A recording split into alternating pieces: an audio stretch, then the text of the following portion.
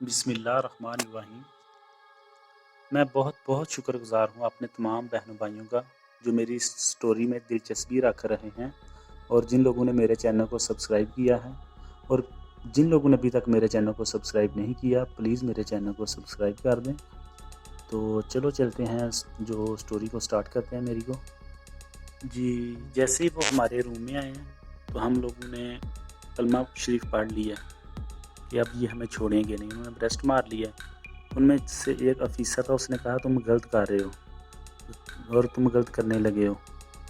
تو پھر ان لوگوں نے ہمیں بہت زیادہ مارا ہے، ادھر بہت زیادہ مارا ہے۔ تو جو ہمارے ہاتھ تھے ان کو اس طرح ہمارے ہاتھوں کو باندھ لیا ہے، وہ جو سرے جن سے سریا باندھتے ہیں نا وہ تاریں تھیں اتنی، یعنی کہ وہ لوہے کی تاریں تھیں، ان سے ہمارے جو ہاتھ سے ان میں باندھ دیے ہاتھوں کو۔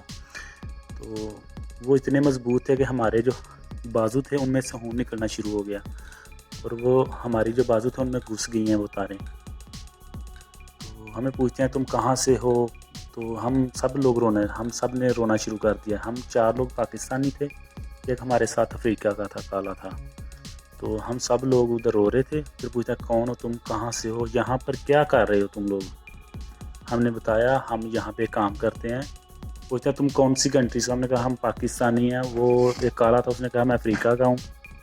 کہا تمہارے پاسپورٹ کدھر ہیں اور تمہارے پاس کوئی تمہاری شناخت ہے؟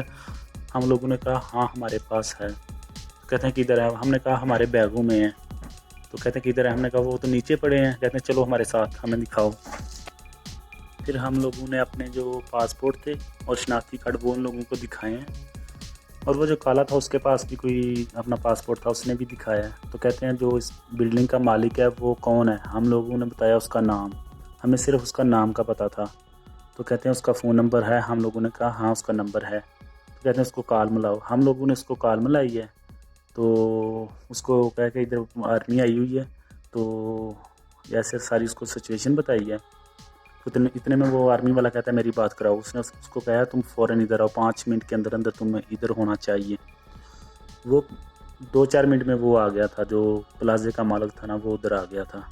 تو انہوں نے اس سے کو بات کی ہے، پتہ نہیں کیا کرتے رہے ہیں ادھر سائڈ میں۔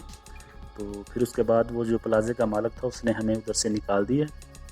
تو ہمیں پہلے بھی پتہ تھا پاکستان ایمبیسی نا ادھر پاس ہی تھی، تقریباً آدھے گھنٹے کا وقت تھا۔ تو ہم نے سنا تھا کہ لوگ ادھر جا رہے ہیں، تو پاکستان وہ بھیجیں گے فری میں لوگوں کو۔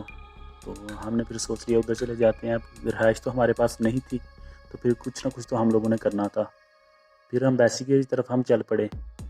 تو جیسے ہم ایمبیسی پہنچے ہیں تو دوسرے لڑکوں نے اپنا نام دے دیا تھا، تو میں نے اپنا نام نہیں تھا دیا۔ میں نے کہا میں دیکھوں گا ادھر، ابھی کیا دیکھتا ہوں کیا ہوتا ہے ادھر۔